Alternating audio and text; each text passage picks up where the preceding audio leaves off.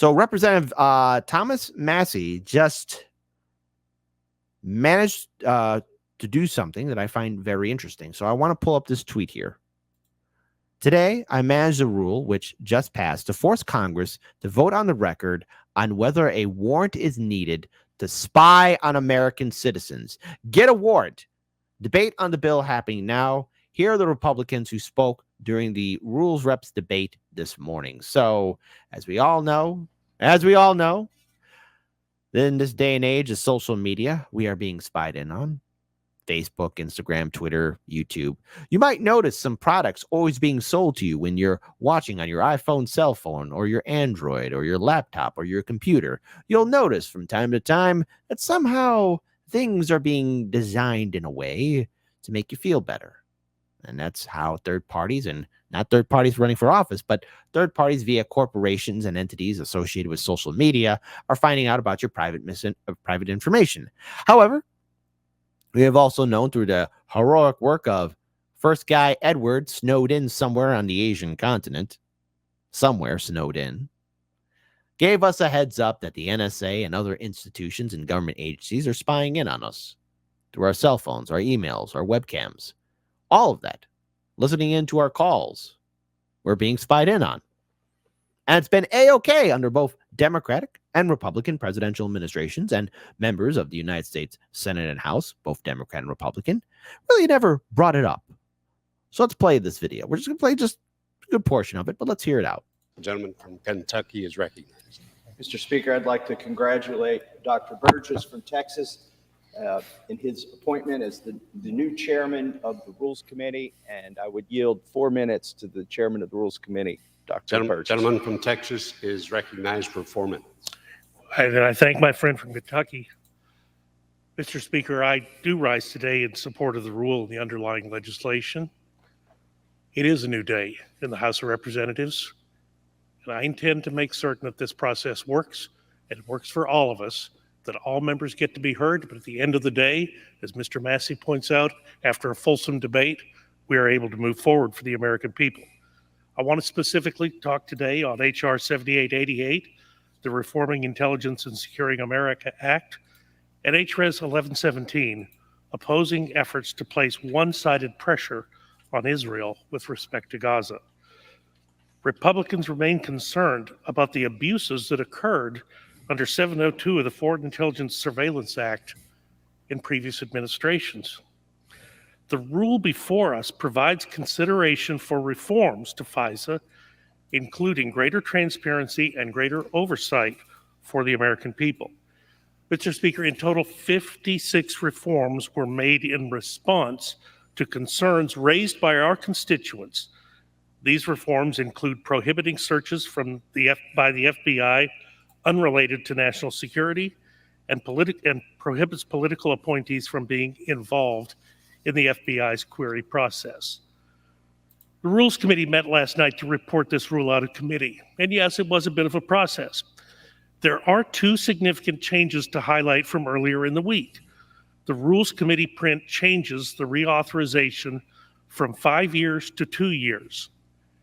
That's important.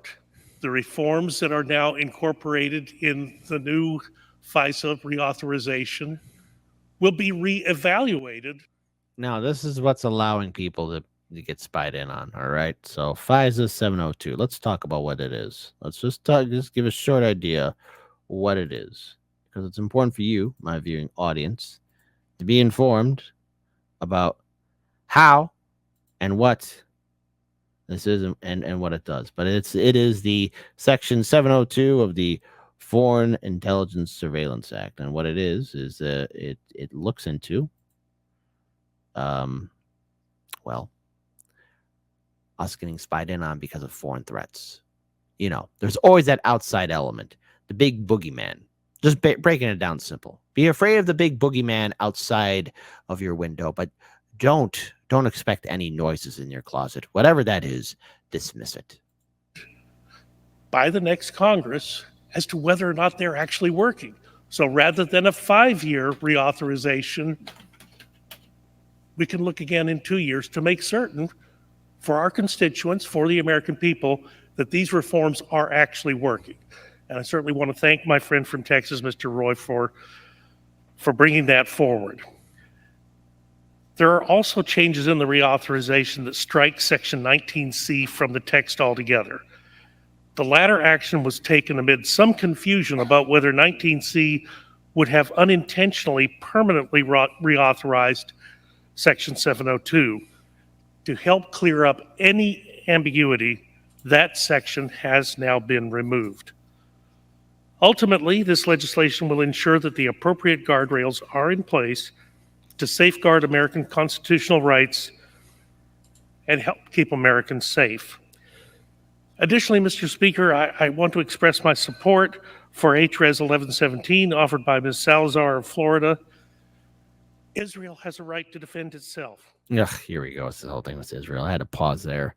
No. All right. Enough of this. Enough of that. However, we will fast forward to that. But I just wanted to get you guys just know what was happening, because this talk happened on the 10th of this week. A group of House Republicans on Wednesdays tanked a procedural vote to begin a debate on a bill. Now, this happened on the 10th of April of this week, on a bill to reauthorize the nation's warrantless surveillance powers, leaving the chamber scrambling on how to address the important spy tool before it expires next week. That's right.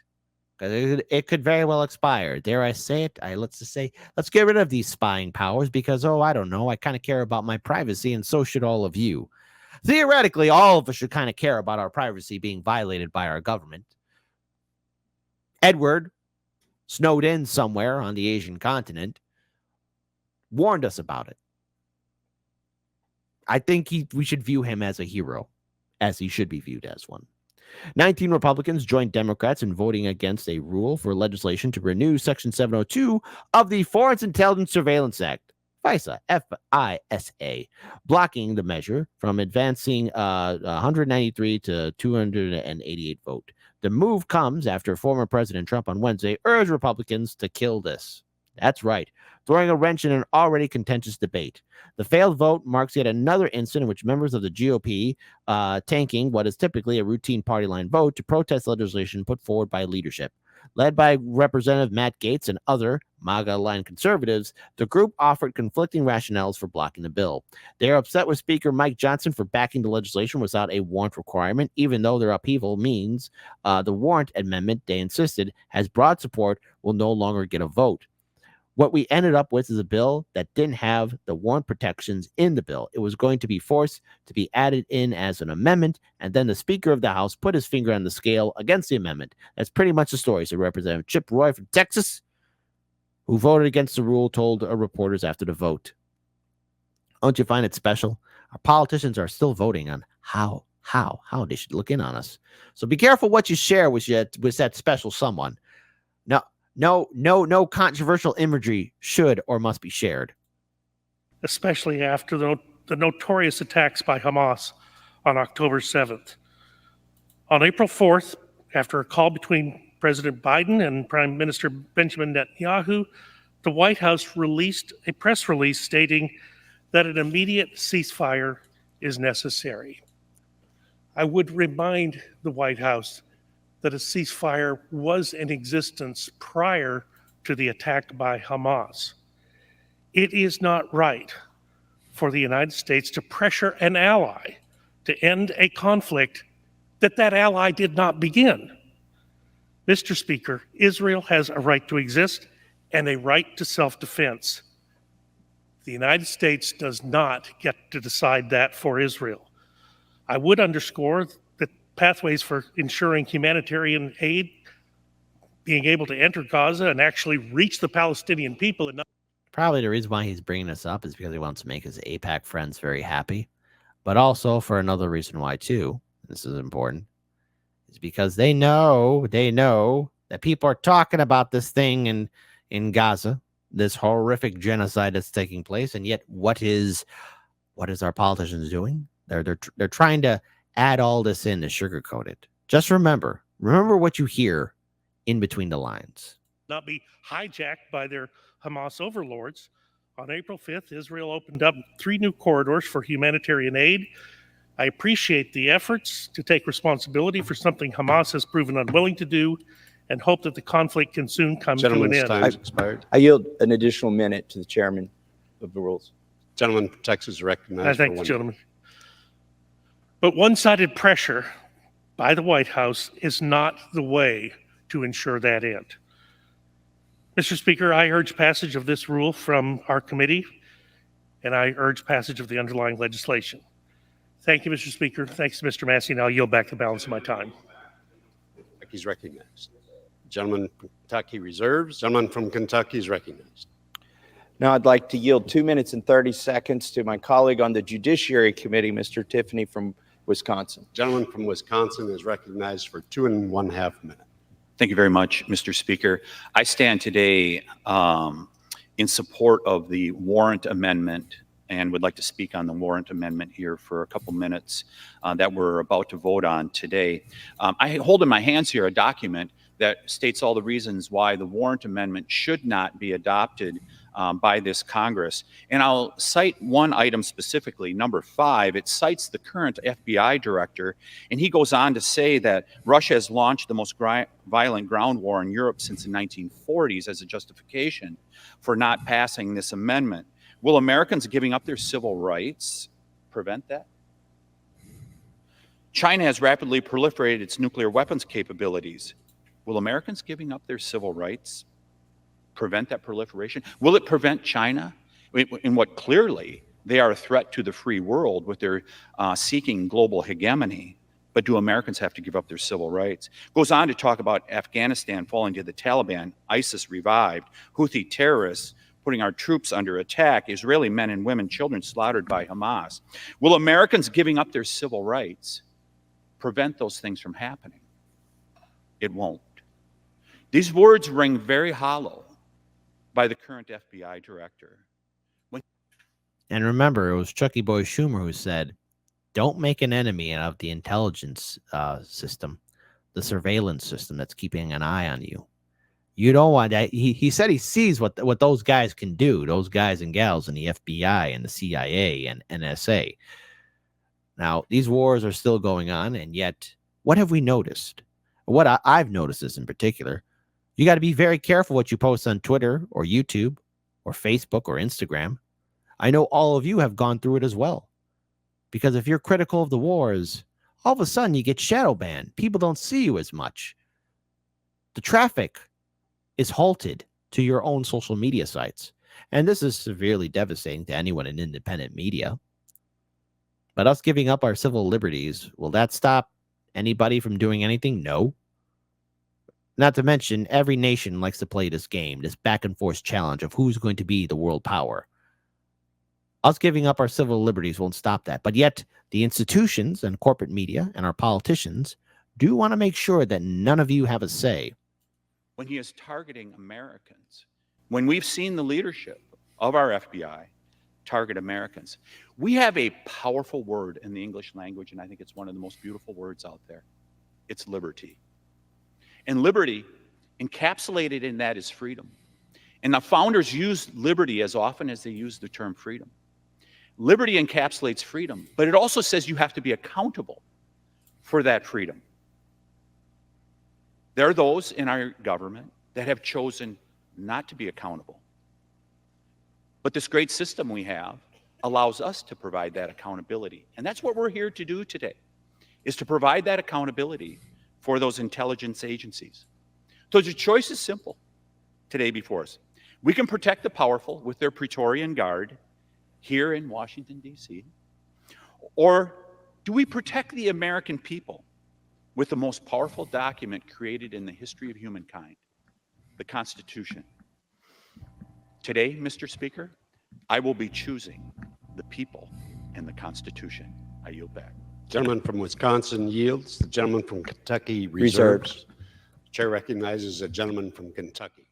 Mr. Speaker, I yield 3 minutes to my friend and colleague on the Judiciary Committee, Ms. Hageman from Wyoming. Gentlelady from Wyoming. Now, a lot of you might be wondering, why am I playing this? Because I want all of you to remember that the institutions that we have ruling over us, especially the Biden-Harris administration currently, they're going to do everything they can to control a narrative to ensure that their perception and what they share with the people is protected. Now, both parties, especially those in the Democratic and Republican establishment, want to make sure that people's voices aren't heard. And there's only a handful of people, dare I say it, handful of people that are, dare I say it, kind of sort of maybe fighting for us, or either that aware of just how crazy the surveillance is in the United States and how it's impacting average citizens and how hypocritical it is. Plus, everybody's talking about it. We all know it. And these institutions know that public trust in our two-party system, in our media, is not only wavering, it will soon evaporate into nothing, to where the people can possibly say that the government and our media just don't represent our values and should not be respected as institutions of authority, which is devastating for any government, any nation. We need to share these conversations because for a long time, all of this could have been stopped. And never forget those oh so big name politicians who could have, in theory, done something to stop this, but let fear and money and influence get the better of their decision. Is recognized for 3 minutes. Thank you, Mr. Speaker. The security state's abuse of their foreign intelligence authorities to unlawfully surveil American citizens and search their records has been exposed for all to see. In 2021, the FBI conducted over 3 million FISA searches of Americans, and in 2022, the FBI was still conducting hundreds of such warrantless queries per day. In the 2020 and early 2021 time period, the FBI conducted over 278,000 searches of the 702 FISA database that violated the Justice Department's own rules and often lacked national security connections. The FBI is querying Americans of all political and religious affiliations. The FBI is even using Section 702 to target elected and appointed government officials. The FBI's abuses are well known, using the 702 database to search for information on those individuals that it perceives to be political enemies of liberal orthodoxy, seeking to infiltrate the Catholic Church, spying on parents at school board meetings, and working with big tech to censor Americans it disagrees with. This is Stasi-level abuse, and it must be stopped. So my question for this body is, if catching the government violating the Constitution and our civil liberties is not the time for significant reform, then when is? The proposed changes to FISA are a good first step, but they don't go far enough. There are 3 additional amendments to assure accountability. One includes a warrant requirement to query the 702 database for Americans. There is no national security exception to the 4th Amendment, and we must ensure that these agencies adhere to the Bill of Rights. This warrant... I just want to acknowledge this. Angelo, you are correct. We are all on the list. We're all friends together. Hey, I'll see you in the prison cell. We'll all do the jailhouse rock. Amendment would not prevent the government from using all of the available national security tools. It simply requires the government to get a warrant. Now, there are some who would argue that requiring the intelligence agencies to obtain a warrant before spying on American citizens... And of course, the Congress was aware to make themselves immune to all of this. Congress was aware, because let's face it, heaven forbid you find out what kind of perverted actions your favorite congressman or woman are into, or what other kind of shenanigans they're doing. Trust me on it, folks. It's very disturbing. I refuse to acknowledge Congress as an entity that houses human beings. Would be too burdensome and unreasonably delay their efforts to keep the homeland safe. My first response is to note that if these agencies sincerely cared about national security, they would be doing everything in their power to convince President Biden and Mayorkas to close the border, but that has not been their priority, and their silence is deafening. My second response is to note that this reauthorization is for only 2 years. We can pass the Warren Amendment and reassess the situation in 2 short years, making the necessary tweaks at that time. The second amendment offered by Mr. Klein would end once and for all abouts collection, and the third amendment by Mr. Roy would enhance reporting requirements and bring more transparency to the FISA court process. I urge my colleagues to support these 3 amendments. If these 3 amendments do not pass, Section 702 should not be reauthorized. I also urge my colleagues to reject the 3 additional amendments that we will be taking up, amendments that are actually designed to expand FISA. It is simply unacceptable to reward an agency's abuse of power. I urge my colleagues to vote for the rule and the 3 amendments.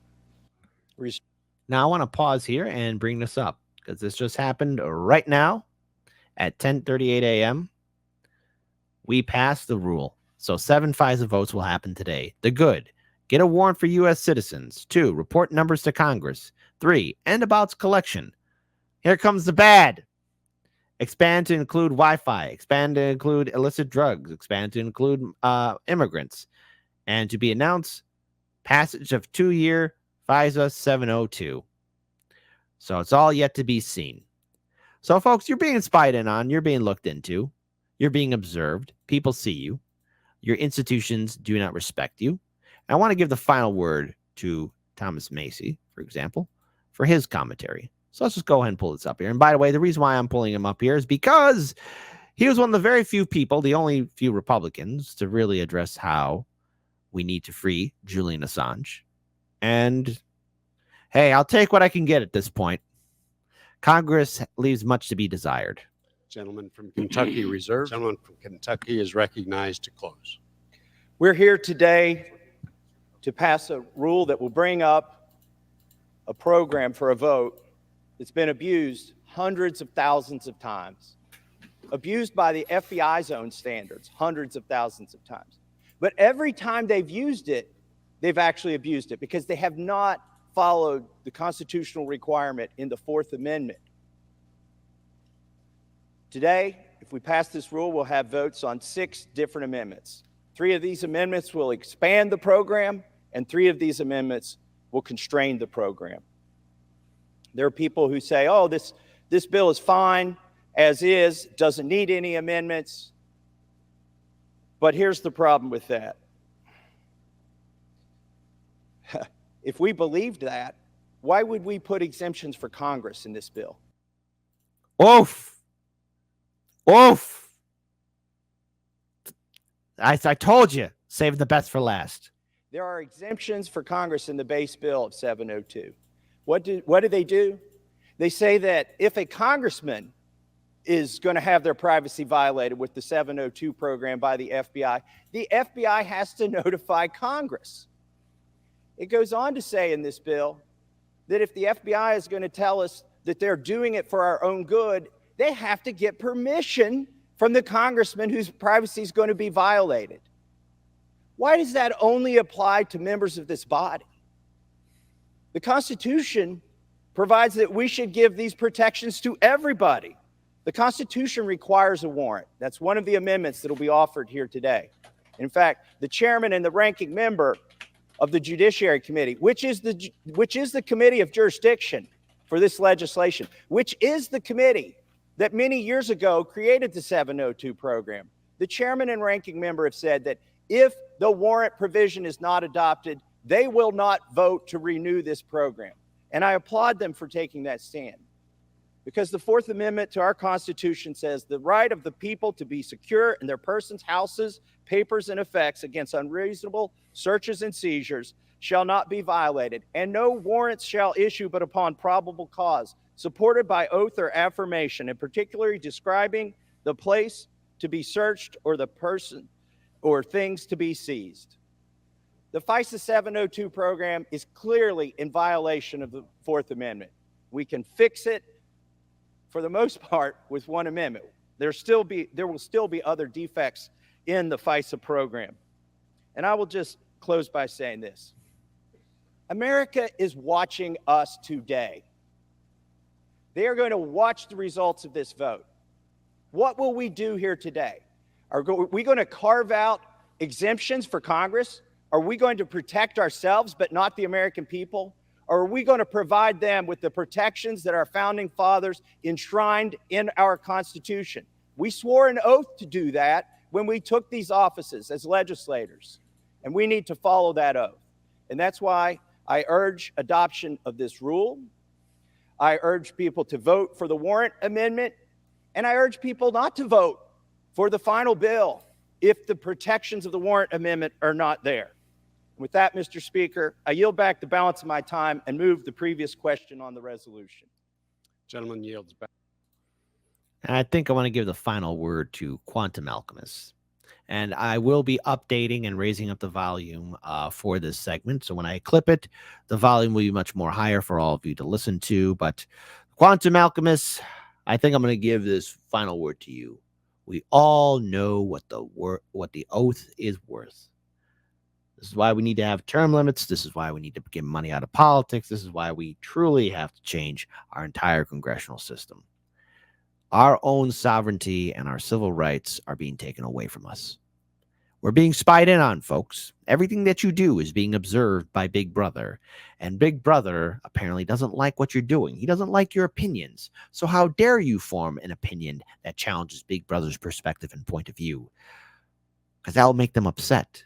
And we already know how upset our system is, especially towards all of you and all of you exercising your choice and your criticisms towards the two-party system. Break away from it, folks, and just be made aware that our government doesn't represent us. But I do have to tip my hat off to at least Representative Massie for kind of doing the right thing, I guess, sort of. I don't even know anymore in Congress. It's all one big sloppy gray. Can't even tell who represents what anymore, or whether or not they represent our values. We live in a crazy world. Keep your head on a swivel.